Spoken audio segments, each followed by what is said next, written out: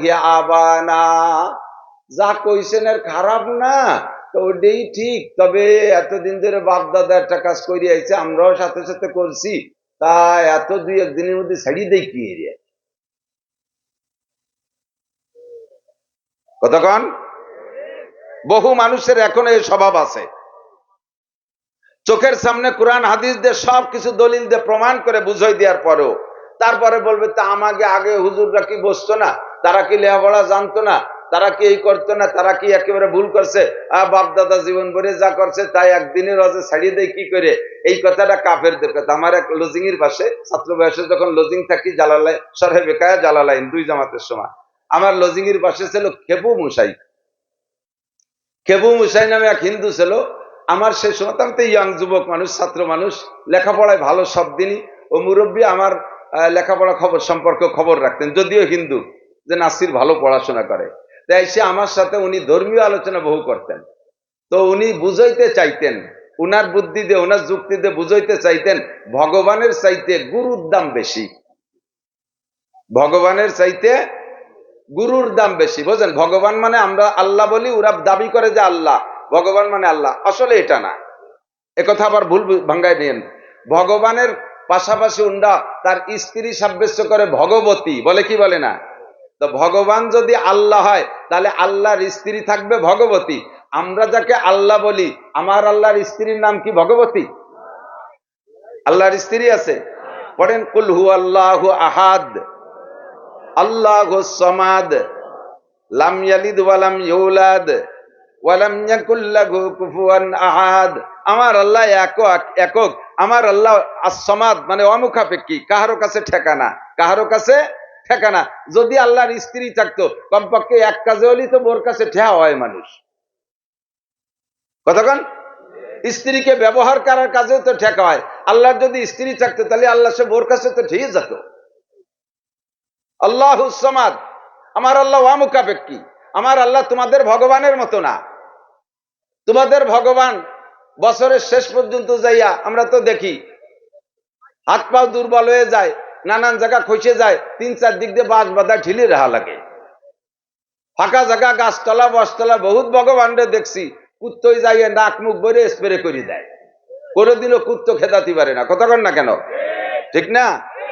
তা আমার আল্লাহ ওই ভগবান না যেই ভগবানের স্ত্রী থাকে ভগবতী।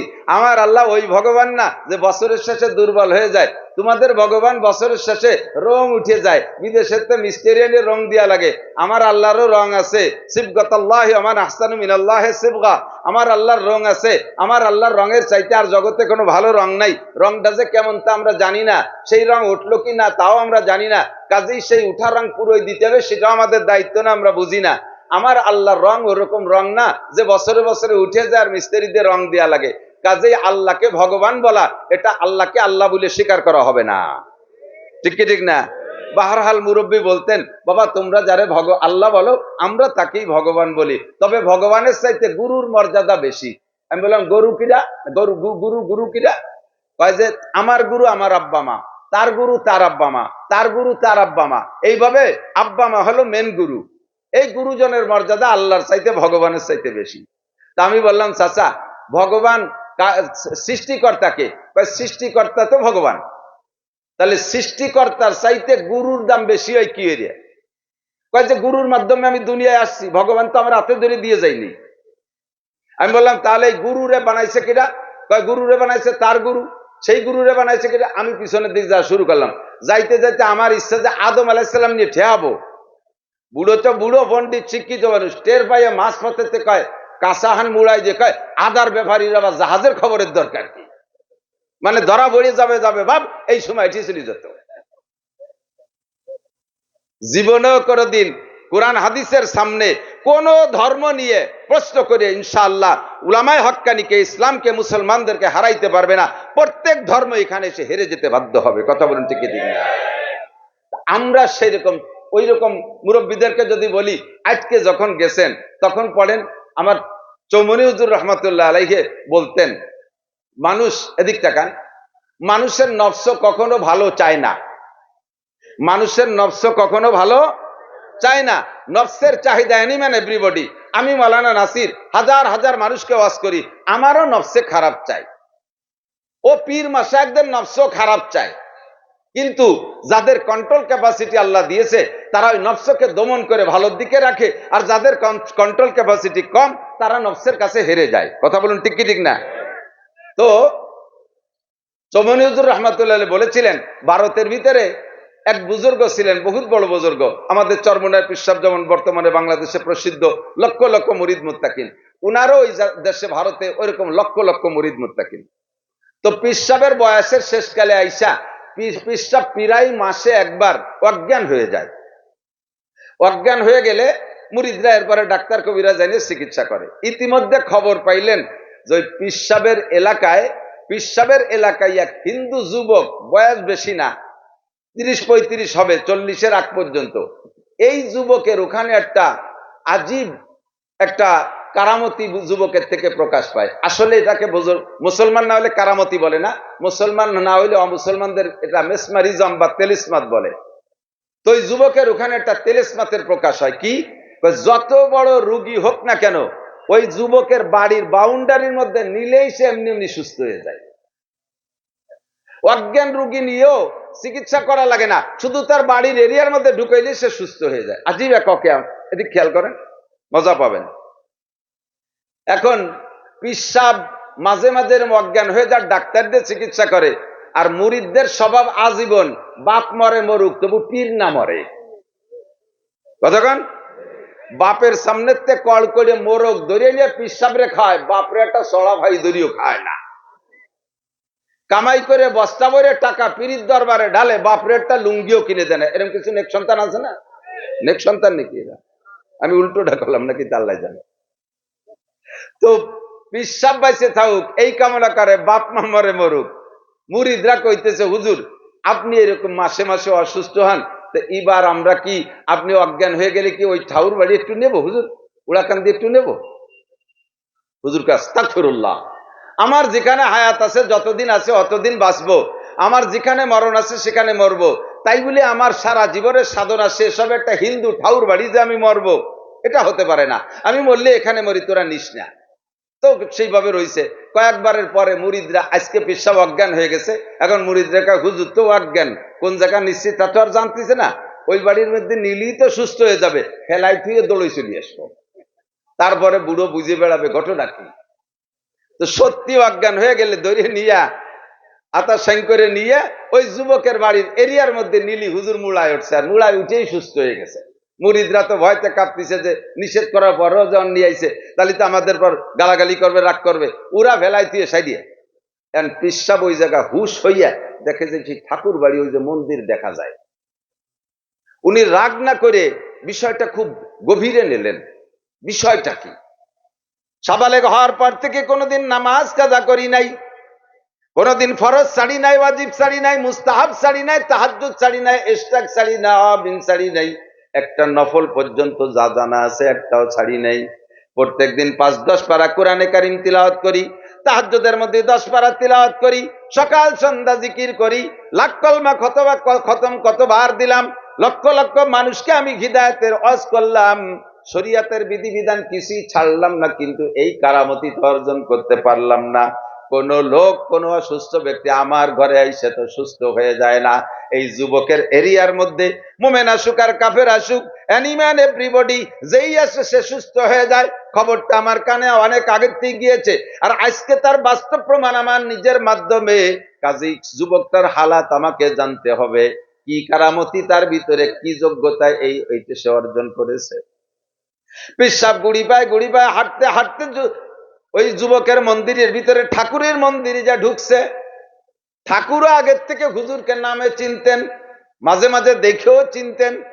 এবার আজকে পীর সাহেব যখন ঠাকুরের মন্দিরের মধ্যে ঢুকছে, ঠাকুর চোখ উঁচু করে আসছেন। তো হুজুর যাইয়া আর কোনো কথা না, হুজুর যাইয়েই যুবকরা জিজ্ঞেস করছে, যুবক তুমি কি সাধনা করো বাপ, যার কারণে তুমি এই সিদ্ধি লাভ করেছ? তোমার বাড়ির বাউন্ডারির মধ্যে আসলে অজ্ঞান মানুষ জ্ঞান ফিরে পায়, বেহুশ মানুষ হুশ হয়ে যায়, অসুস্থ মানুষ সুস্থ হয়ে যায়, তুমি কি সাধনা করেছো একটু বলো। তো যুবক জবাব দিলেন যে হুজুর আমি তো আপনাদের দৃষ্টিকোণ থেকে আমি অমুসলমান হিন্দু মানুষ, আমাদের ধর্মে যা আছে তা করি। তবে আমার স্বভাব হলো, আমি যেদিন থেকে সাবালেগ হয়েছি, বুঝ নিয়েছি, সেদিন থেকে প্রতিজ্ঞা করেছি নফসে যা চায় আমি তার উল্টো করি। আর আমার জানা আছে নফসে কোনোদিন ভালো চায় না। নফসের স্বভাব খারাপ চাওয়া। নফসে চায় গান শুনতে, নফসে চায় হারাম খাইতে, নফসে চায় হারাম টাকা ধরতে, নফসে চায় ইত্যাদি ইত্যাদি অনেক খারাপ কাজই নফসে চায়। নফসে কোনোদিন ভালো চায় না। তা আমি আমার নফসরে বলছি, নফস তুমি যা চাইবা আমি তা তোমারে দেব না। আমার সারা জীবনের প্রতিজ্ঞা, আমি নফসের উল্টো করি, বিরোধিতা করি। এই একটা কাজ আমার আমল। হুজুর তখন ধ্যানে বসলেন, খেয়াল, হুজুর যখন ধ্যানে বসলেন, ধ্যানে বৈশা আধ্যাত্মিক রুহানি নজর ওই ছেলেটার আমল নামার দিকে দৃষ্টি করছে। তা আমল নামার দিকে নজর করে দেখে সত্যি ওর আমল নামায় একটাও গুনাহ নাই। ভালো কাজ বহুত করছে কিন্তু সেগুলো আমল নামায় নাই। কারণ কাফের মুশরিকের আমল নামায় যত ভালো কাজ নেকির কাজ করুক না কেন, ওগুলো নেকি হিসেবে তার আমল নামায় জমা হয় না। তবে এই জন্য তার কোনো নেক আমল তার আমল নামায় নেই, কিন্তু গুনাহ করে নাই, নফসের সাথে বিরোধিতা করছে, তো আমল নামায় একেবারে ফকফকে সাদা। হযরত সুযোগ পেয়ে বললেন, বাবা সত্যি তুমি সত্যি কথা বলেছো, তুমি মিথ্যা বলো নাই। তবে তুমি এই কথায় কি সত্যবাদী একমত যে তোমার নফসে যা চায় তার উল্টো করবা? বলে, জি হুজুর, আমার মরণকাল পর্যন্ত প্রতিজ্ঞা, আমার নফসে যেটা চায় তার উল্টো করব, নফসে যেটা না চায় সেইটা করব, আর যেটা চায় তার উল্টো করব। তো হুজুর এবার সুযোগ পেয়ে বললেন, বাবা সত্যি কত, তুমি এ ব্যাপারে কি এখনো মজবুত আছো? বলে, হ্যাঁ এখনো মজবুত আছি। হুজুর বলতেছেন, বাবা তাহলে তুমি পড়ো লা ইলাহা ইল্লাল্লাহ মুহাম্মাদুর রাসূলুল্লাহ, এই কলেমাটা পড়ো। এটা কি তোমার ভর্তি মনে চায়? হিন্দুর ছেলে কি কলেমা ভর্তি মনে চাওয়ার কথা? আর ওর তো দাবি রয়েছে যে আমার মনে যা চায় তা করবো না, যা না চায় তাই করবো। এখন তোমার কি কলেমা ভর্তি মনে চায়? কয় যে না হুজুর চায় না। তাহলে তোমার সেই সিদ্ধান্ত কি যে আমি মনে যা না চাই তাই করব? তাহলে কলেমা ভর্তি মনে চায় না, তাহলে এই কলেমা তোমার ভর্তি হবে? তাহলে তোমার ওই কারামতি ঠিক থাকবে? যুবক আটকে গেছে। এখন একবার বলে বেলাইছে, বালনাত্তাবিউ মা ওয়াজাদনা আলাইহি আবানা, যে কথা আল্লাহর কথা। কয় না হুজুর, এতদিন যা করছি ওইগুলোর পরই করি, এই যে খালি বাদ থাক। হুজুর বললেন, বাবা তুমি যদি এই কথায় একমত হও সত্যবাদে, তোমার এই কারামতি আরো মজবুত হবে, এটা আরো ভালো হবে। তুমি যদি তোমার এই কথার পর ঠিক থাকো, মনে যা না চাই তাই করো, আর যেটা চাই সেটা করো না, তাহলে কলেমা পড়তে মনে চাচ্ছে না, পড়ে ফেলো। যুবক মজবুত ভাবে ধরা পড়ে গেছে, সাথে সাথে হুজুরের সাথে পড়ে ফেলাইছে লা ইলাহা ইল্লাল্লাহ মুহাম্মাদুর রাসূলুল্লাহ, কলেমা পড়ে ইসলাম গ্রহণ করেছে। পরবর্তীতে ওই যুবকরে হুজুরের প্রধান খলিফা নিযুক্ত করা হয়েছে। বলতে যে একটু গল্প এসে গেল, বললাম আল্লাহু আকবার মনের সিদ্ধান্ত থাকতে হবে, ওয়াজ শোনার শেষ পর্যন্ত নিয়ত থাকতে হবে। আমাকে যদি কোরআন হাদিস থেকে, কোরআন হাদিসের দ্বারা সত্য কথা যদি বুঝাইয়া দেয়া হয়, হক আর বাতিল যদি চিনাই দেয়া হয়, আমি বাতিলকে ছেড়ে দেব, হকটাকে ধরার জন্য প্রস্তুত থাকব। কথা বলেন ঠিক কি ঠিক না? আল্লাহ পাক কোরআনে কারীম আমাদের জন্য হেদায়েতের জন্য, রাহবারি করার জন্য নাজিল করেছেন। একটি আয়াতের উপর কি আপনার সন্দেহ আছে? কথা কন না কেন? পূর্ণ কোরআনের পর সন্দেহ? 30 পারার কোন পারার পর সন্দেহ? 114 সূরার কোন সূরার পর সন্দেহ আছে? 6666 আয়াতের একটা আয়াতকে যদি আপনি অস্বীকার করেন, বিশ্বনবী বলেন মা আমানা বিল কুরআনে মান ইস্তাহাল্লা মাহারিমাহু, কোরআনের একটা হারামকে যদি কেউ হালাল মনে করে, কোরআনের ভিতরে ধরে নেন 1 লক্ষ হালালের কথা আসছে, 99,999টা হালালকে আপনি বিশ্বাস করেন এবং হালাল বলে অর্জন করেন, একটা হালালকে আপনি মানতে পারেন না, অস্বীকার করেন, একটা হালালকে মাত্র আপনি অস্বীকার করেন। পক্ষান্তরে ধরে নেন কোরআনে 1 লক্ষ হারামের আলোচনা আছে, তার ভিতরে 99,999টা হারামকে হারাম বলে বিশ্বাস করে আপনি পরিহার করেন, বর্জন করে চলেন। একটা হারামকে মাত্র আপনি অস্বীকার করেন, একটা হারাম আপনি মানতে রাজি না, না এইটা হারাম হইতে পারে না, এইটা আমার বিবেকে ধরে না, এটা আমার মাথায় ধরে না, এই বলে ওই হারামটাকে আপনি যদি ছাড়তে রাজি না থাকেন, আর আল্লাহর নিষেধ বলে আপনি মানতে রাজি না থাকেন, মাত্র একটা হারামের কারণে নবী পাক বলেন মা আমানা বিল কোরআন, এই লোকটা গোটা কোরআনকে অস্বীকার করেছে, ওই লোকটা কোরআন মানে না। আর যে এই লোকটা কোরআন মানে না, কোরআনের সারা গামাইনে একটা এই জেনের তার নাই,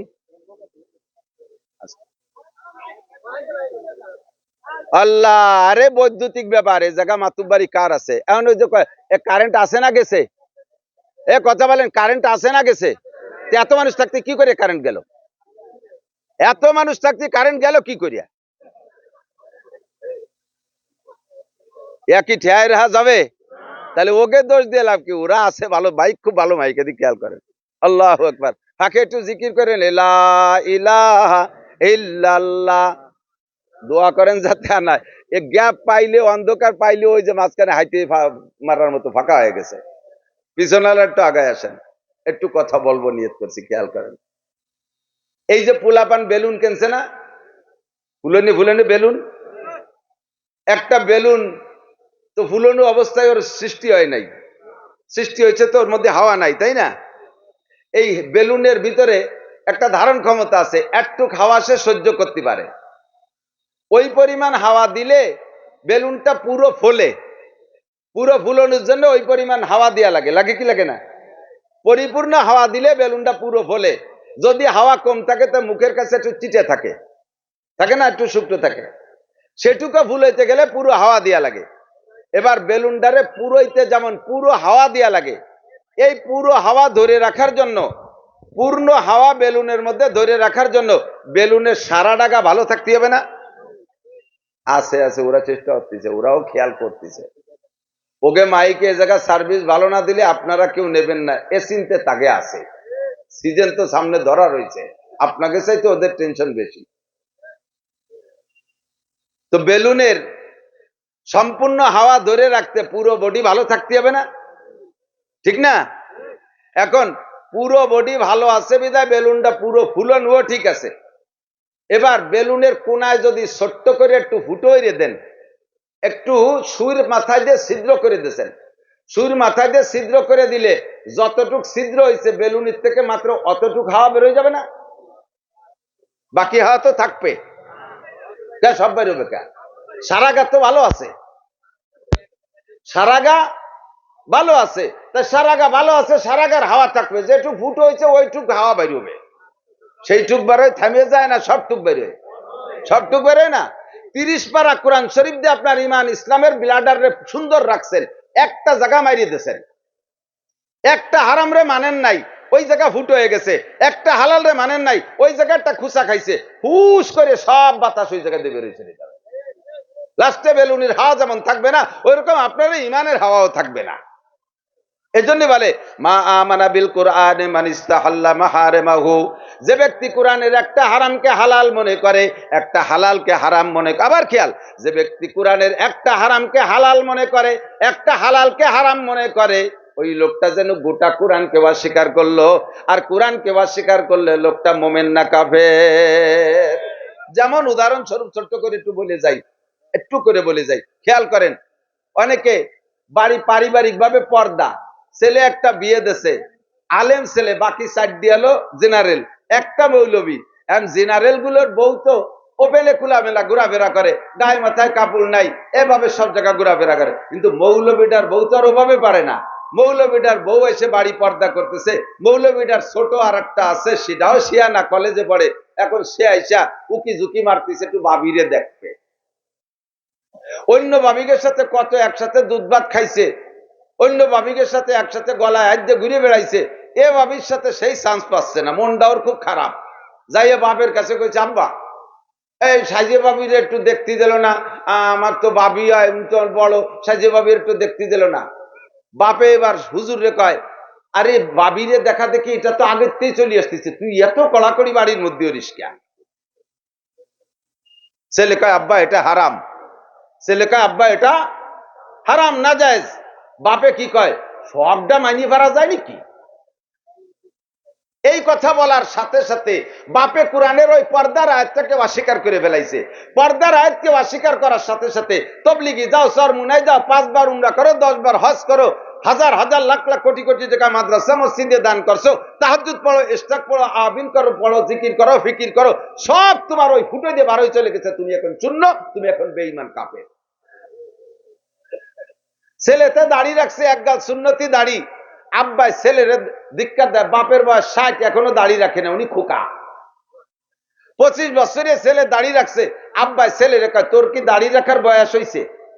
এরকম ক আব্বা আছে না নাই? কতক্ষণ আছে না নাই?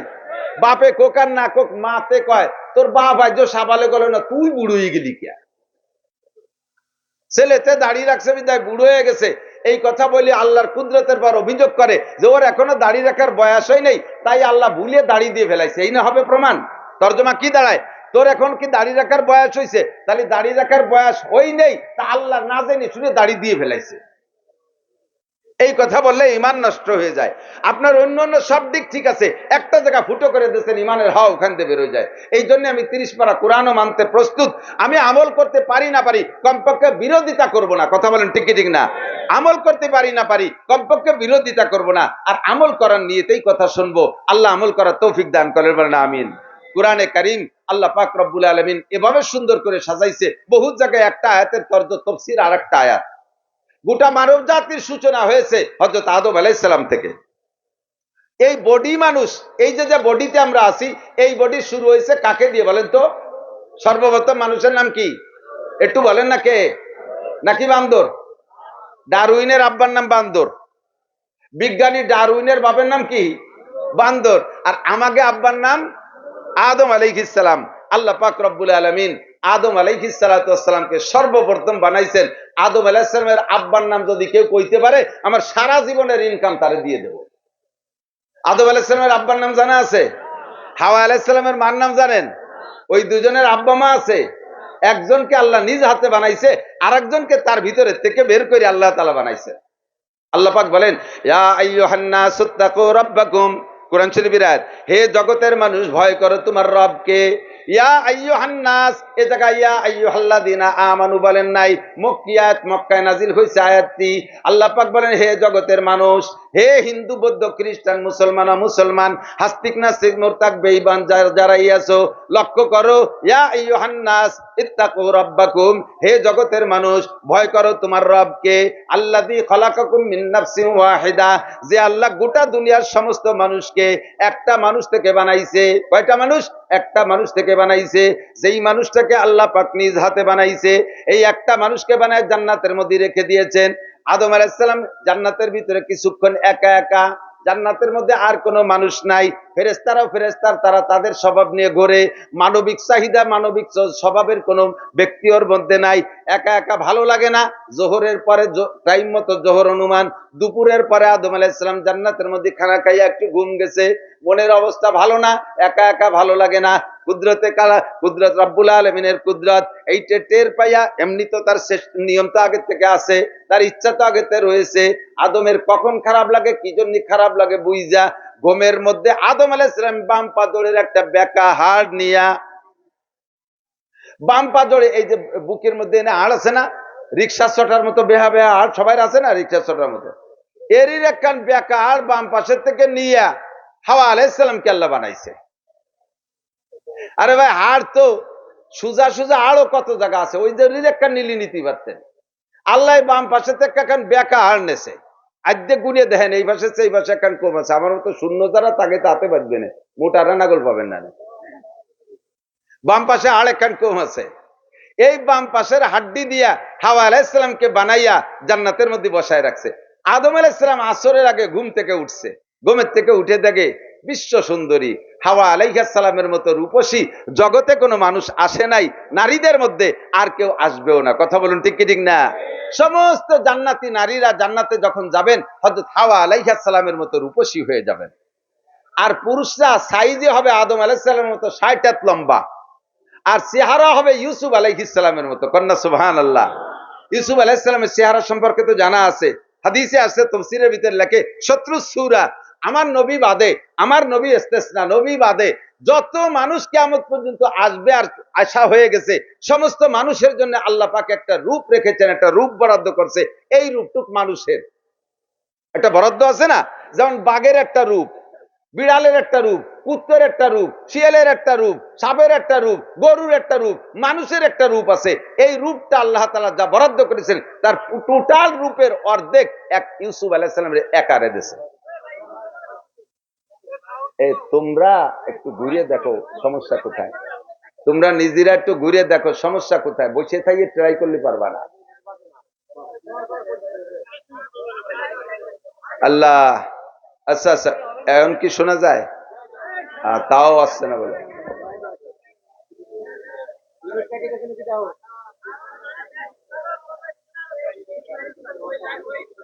আল্লাহ, এই গল্প না করে নিজে একটু ওঠো, কোন জায়গা ট্রাভেল নিজে আওয়াজটা শুনলে বুঝবা। আল্লাহ, শোনা যায়? আচ্ছা ঠিক আছে, শোনো। তো ইউসুফ আলাইহিসসালামকে আল্লাহ তাআলা গোটা মানব জাতির রূপের অর্ধেক একারে দেশে। আমার যুবকরা, দলাকালা যারাই আছেন, জান্নাতে যখন যাবেন সকলের বডি হবে 60 হাত, আর চেহারা হবে ইউসুফ আলাইহিস সালামের মতো। সুবহানাল্লাহ। আর সমস্ত নারীদের রূপ হবে হাওয়া আলাইহিস সালামের মতো। রূপসী মহিলাটাকে আল্লাহ বসায় রাখছেন। ঘুমের থেকে উঠে আদম আলাইহিস সালাম দেখে পাশে একজন মহিলা, আউলাকের তাকাইয়া আল্লাহ তো আকর্ষণ তৈরি করে দিয়েছে। নারী আর পুরুষের ভিতরে আকর্ষণ সৃষ্টিকর্তা কে? এই রূপসী মহিলাকে দেখা কুদরতি সিস্টেমে তার আকর্ষণে হাওয়া আলাইহিস সালামের হাত ধরার বা শরীরে হাত দেওয়ার একটা ইচ্ছা তৈরি হয়ে গেছে। সাথে সাথে আল্লাহ পাক নিষেধ করছেন, জিবরিলকে পাঠাইছে যে বলো এত তাড়াতাড়ি গায়ে হাত দেওয়া যাবে না, এখানে কিছু ঝামেলা আছে, ওইটুক মিটেই নাও। ঝামেলা কি?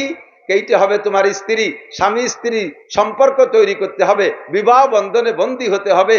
আর এই জায়গায় একটু বিবাহ বন্ধনের সাথে কিছু দেনমোহর আছে, তুমি স্ত্রীকে ব্যবহার করবা, তার একটা পাওনা তোমার কাছে আছে, এই পাওনা পরিশোধ করতে হবে। তো জিবরিল যে পরামর্শ দিলে, বলে পাওনা কি? বিয়ে তো আমি ভড়াই দিলাম, এইটি আপনার স্ত্রী, বলেন আমি কবুল করলাম। হাওয়া আলাইহিস সালামকে বলে ওইটি আমার স্বামী, বলেন আমি কবুল করলাম।